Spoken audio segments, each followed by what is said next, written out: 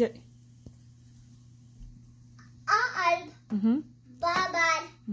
Taatulee. Daadaatiyee. Eeboo. Faafadhaan. Daadaachan. Haaduu. Iiruwii. Duraa jalatoo.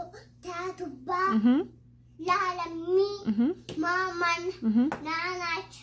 Oromoo. Paastaa. Taatubree.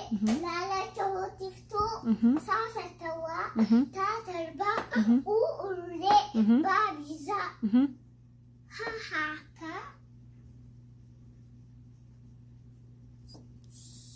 Taatiyaan. Yaayaan. Zaazaazaa jennee tuullaa. Zaazaazaa jennee Dhaqii tuullaa. qubeellachaa jedhi. Maaliif qoostaa? Zaazaazaa jennee tuullaa. Tole dhaqii qubeellachaa jedhi. Qubeellachaa. Haadhadhaa.